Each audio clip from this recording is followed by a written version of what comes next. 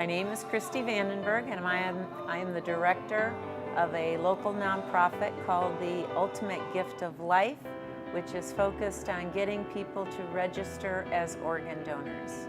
I grew up on a farm, a 53-acre farm in Michigan.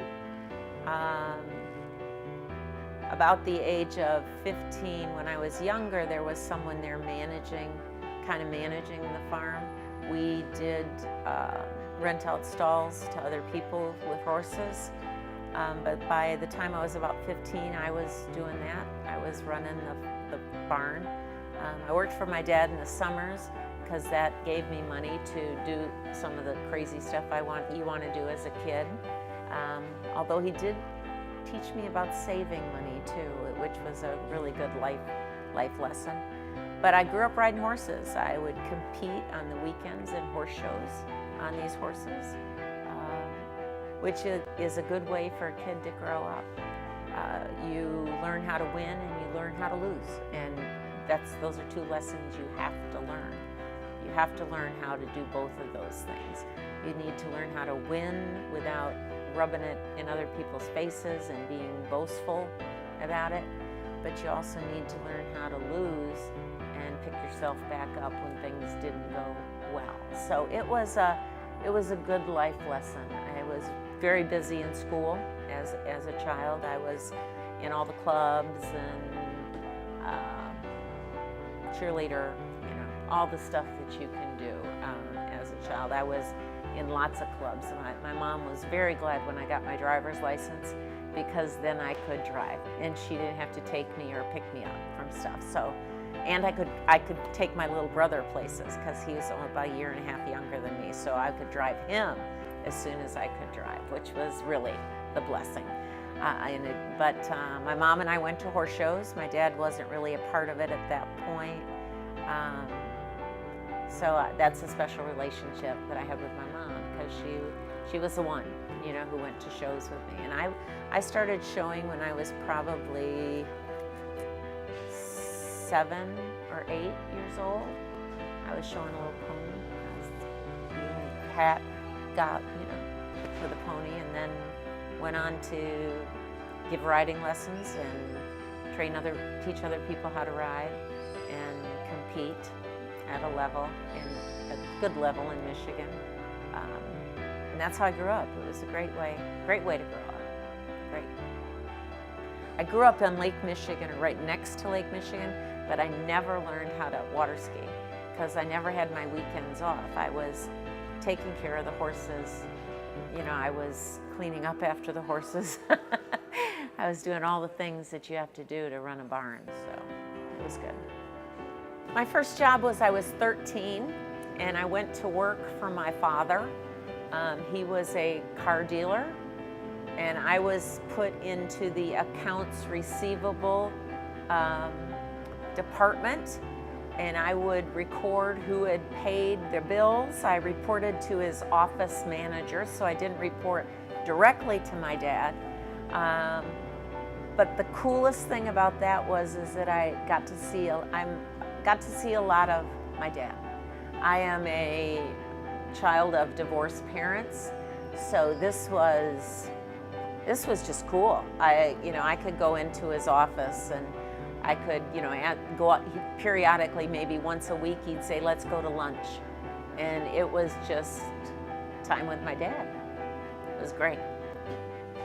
I'm going to say one of my life mentors is my dad. My dad was the business guy. He was the guy that said, your handshake is you go on a handshake. If you say you're going to do something, you do it. It's that simple. And that difficult in a way, because, follow through was everything. If you say you're going to do something, you better do it. You follow through, whether it's a pledge to run a committee or to, whatever it is, you do it. And my dad, that was my dad. So it was the business side that he nurtured. My mom was the artist. She's the artist. Probably why they didn't stay married as long as they could have. Just two different totally different people who came together because they both liked to fish so much. That's how they met, fishing. So I would say, yeah, both of them. And my mom was the, I'll do anything to help anybody. My dad was the, gotta balance the budget. You know, your word is your bond. Don't buy anything that you can't really afford, for those life lessons. So that's probably it. I think failing is what makes you stronger. I think if you've got that mindset, I think that if you're successful on the first try for everything, maybe there's no challenge, maybe there's no growth. I think you have to fail. And I think that's one of the hard things for the parents is they don't want to see their child fail. I mean, we've gone through a generation now where everybody gets a trophy. Even if you didn't win, you get a trophy, a participation trophy. That was never the way it was when I was growing up. I mean, you got a trophy and you were recognized for being part of a team. I played a lot of sports growing up, but you didn't get a trophy just for being there. And I think maybe we're doing our kids a disservice by not telling them that they're not going to win everything. I measure success by whether people are happy doing what they're doing and whether they're doing something besides just the job. That's how I measure success. I want to be successful as a person. I want to do a good job in the job I'm doing. I want to make a difference that way. But I also want to do other stuff that makes a difference. So that's how I measure it. It's not by, it's great that people are CEOs. Are they happy? Are they treating their family right? Are they doing stuff with that money besides buying stuff? Yeah, those are the equalizers for me, is about success. I have great hope for future generations. I worry about technology impacting them negatively. I think technology is so wonderful in terms of the things that we can do nowadays, but I worry that people get so wrapped up in their electric devices, their phones, their iPads, their computers, that they're no longer living in the moment. I always say the best day is going to be tomorrow,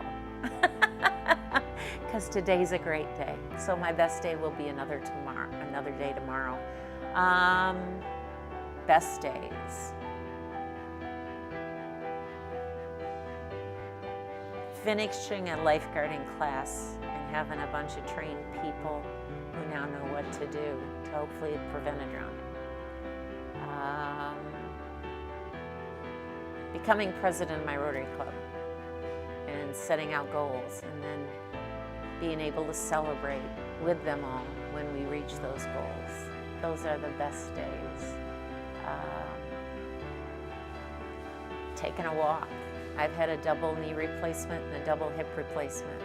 Being able to go out and just take a walk, that's a best day because I'm mobile. I can do the things I need to do. So, yeah, all of those. Tomorrow. I think not putting myself first is probably one of my secrets to my success. When I look at what I'm trying to do for the Red Cross, or with what I was trying to do with the Ultimate Gift, or what I'm trying to do with Rotary, or what I'm doing when I sit on the board of another organization, I think you have to work hard. You have to work hard, and you need to be prepared to make a sacrifice here or there if you need to. For me, it's about caring for other people.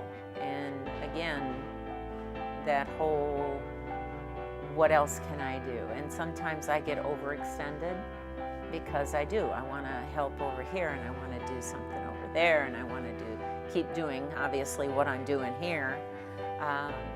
But I think, having that drive, having that desire to just keep getting better at what you do. You know, I always wanted to be better. I could stay in the same job, but I could still be better at that job. Taking on a leadership role on a board or as an officer, you know, you got to go into it wanting to do the best job possible. You know, I had a desire this year with the club here just to get people to be proud and talk about being a Rotarian. Because like you said, people don't know. So, you know, my big thing was you got to wear your pins. You wear your pins so that people say, oh, you're in the Rotary Club. What do they do anyway? They must do something. I see people with these pins everywhere. For me, you know, that's the secret, is that when I'm gone, that I will have done everything I can to,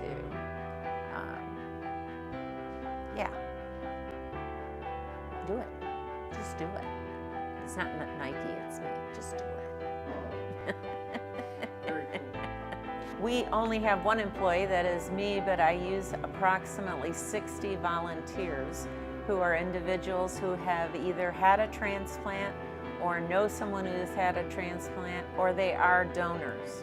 Approximately 5 years ago, I was approached after retiring if I would start this new nonprofit so that we would get more people registered in the state of Texas. Right now, only half of the people in Texas are registered as organ donors, and yet we have 10,000 people waiting for an organ in Texas. You need to register to be an organ donor so that when you pass from this world, that you can give new life and new hope to another person.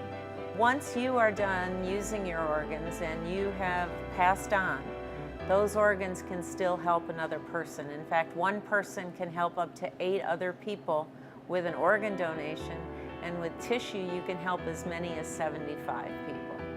A young lady here in Ingram, Texas, who got a new liver when she was 6 months old. She just celebrated her 16th birthday, so she's had a liver that long. We have a guy who just retired from Peterson Hospital here. He is celebrating his 30th anniversary with a new kidney. And we have a gentleman here, a former firefighter, who recently, 4 years ago, got a new heart so that he can now watch his daughters graduate. We do have people who are living donors. They've given up a kidney for a child or for a relative, and that person now has new life. I retired from the American Red Cross after 34 years with the Red Cross. I originally came on staff as a person who was dealing with the health and safety side, teaching lifeguarding, teaching swimming, teaching CPR and first aid. After that, I moved to a larger chapter doing that. I moved from Ann Arbor, Michigan to Buffalo, New York, and then I moved from Buffalo, New York to Houston, Texas. When I left Texas, I came here to Kerrville as the executive director for the chapter, handling all of the services that Red Cross provides. I'm still a volunteer for them. I still teach lifeguarding classes, I still teach swimming, I still teach first aid, CPR. In fact, I'm an instructor trainer, so I train other people to do that as well, to do the training. Well, I graduated from college with a teaching certificate. I went to the University of Michigan, got to put a plug in for those Wolverines. And when I was looking for a position, this was one of the positions, and it dealt with the educational components that the Red Cross offers, so that it was a perfect fit for me. Now, I will tell you, I still intended to probably become a teacher, but once I started working for the Red Cross, it was something I just needed to keep doing. I truly believe everybody needs to be certified in first aid and CPR so that you're ready to help somebody. I love training lifeguards because they are in a position to literally save lives, and yet they're young. Most of the lifeguards we train are very young, but we're giving them that responsibility early in life. Yes, I needed a job, but it wasn't, like I said, when you work for a nonprofit, it's not like you're in it for the money. You're in it because it matters, and that's really why I stayed in it as long as I did. It just became something that I needed to do, and the more people we could train, the more people whose lives could be saved if they got in trouble. My mentor when I was with the Red Cross, I was in a chapter outside of Detroit, and so my mentor was the person doing my job in Detroit. That was my mentor. Once I moved on to Buffalo, I became more of a mentor to others because I was helping other smaller chapters. I did the same thing when I moved to Houston. And when I moved here to Kerrville, because I was now an executive director of all programs for the Red Cross, my mentor was in San Antonio, because that was the chapter that I kind of reported to. Well, I think they set an example for me of what the job was, how to do the job, how to expand on what we were already doing. I mean, we were always in how can we do more mode. It was never let's sustain what we're doing. It was how can we do more? How can we reach more people? I'm doing some of that now with Rotary, which is kind of a crossover between Red Cross and the Rotary Club, because the Rotary Club just took on a new program that we did this past spring, which was educating kids about water safety. We did second and third graders. So it kind of hit me for both things, that I was in a Rotary Club and what projects did we need to do. But we live in the hill country. Water can come up anytime, and you find yourself all of a sudden in water. We wanted to make sure that kids had some basic information about how to stay safe around the water. I like talking to people. I love hearing success stories about organ donation. We were working a show this past weekend, and I had a lady come up who was a kidney donor. I had another gentleman come up who had received a heart transplant 9 years ago. These were people I didn't know, but they were coming up and just validating how important it is that people get registered as organ donors. There's no upper age limit for organ donation, and there's no lower age limit. So we're encouraging parents to think about registering their kids, as well as getting registered themselves, and making sure their family knows. At the time of a tragedy, when someone is in a near-death situation, the family is going through enough that that person is in that situation. They don't need the stress of trying to figure out if this person wanted to be an organ donor or not. You got to make those decisions ahead of time, and that's what I'm trying to do. That's what we're trying to do with the Ultimate Gift. I like helping people. I like training people to help other people. I love the looks on faces of the people that I talk to. I loved hugging the kids after presenting water safety information to them this spring. I love hugging my volunteers that have given an organ or who have received an organ, and the fact that they're still here because of that amazing gift. It's just my motivation. It's part of, and I know I talk about the Rotary Club, I really believe being a Rotarian, you're making a difference.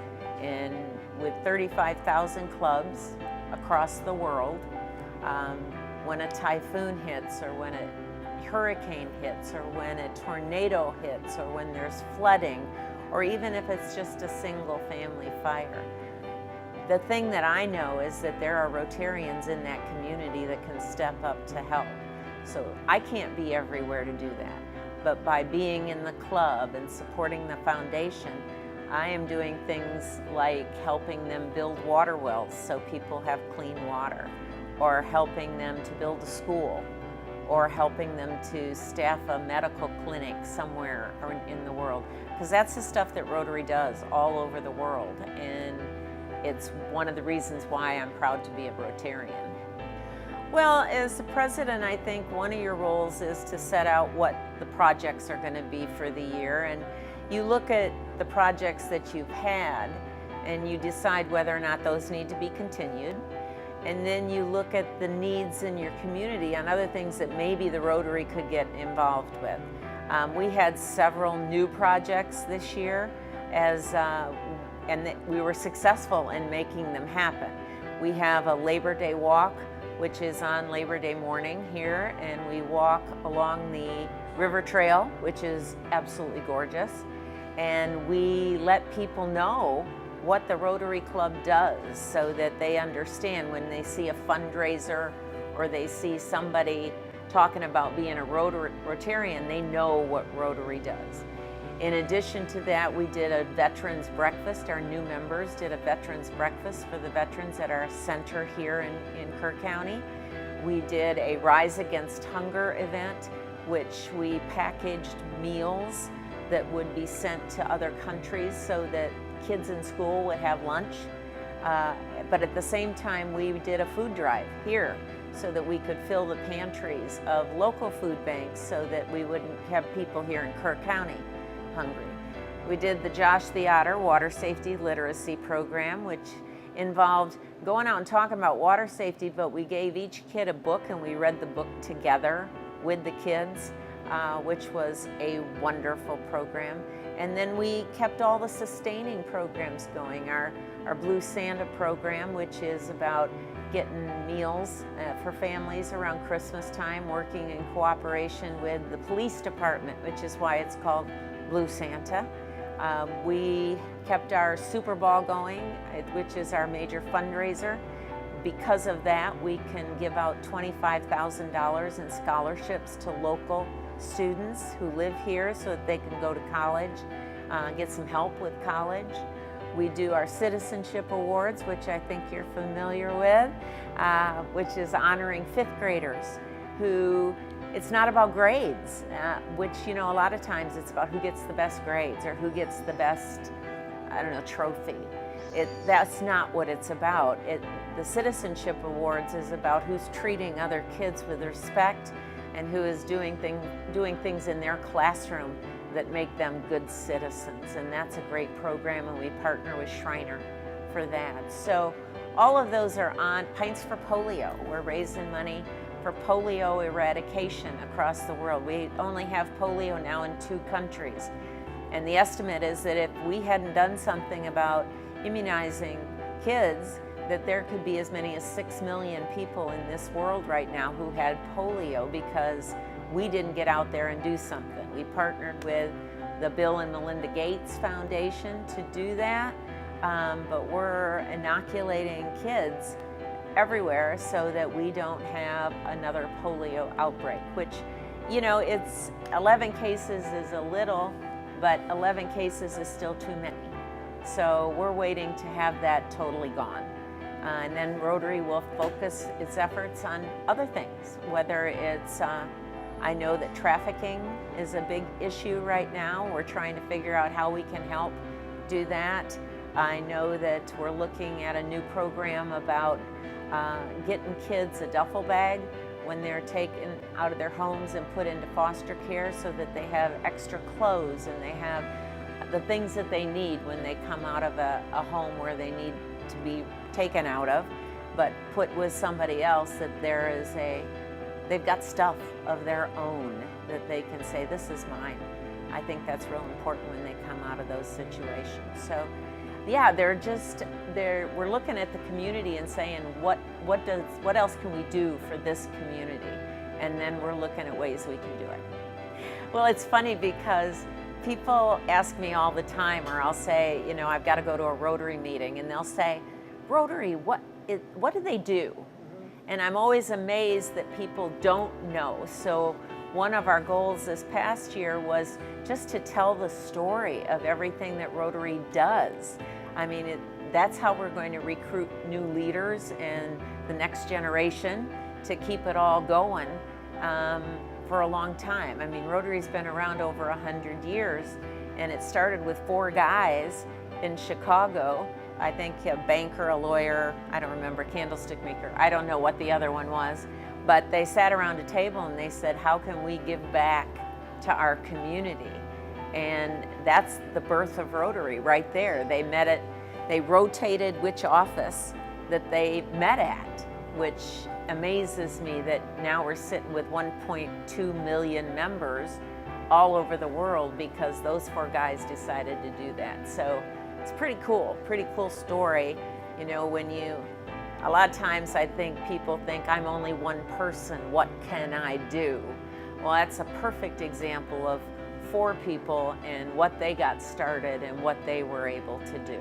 So every person can make a difference. I just firmly believe that, whether it's working in your church or whether it's working in the community, whether it's joining Rotary or joining Kiwanis or joining Lions, y'all can make a difference. You just have to kind of step outside of what am I doing for me to get into the world of what can I do for other people or how can I help other people.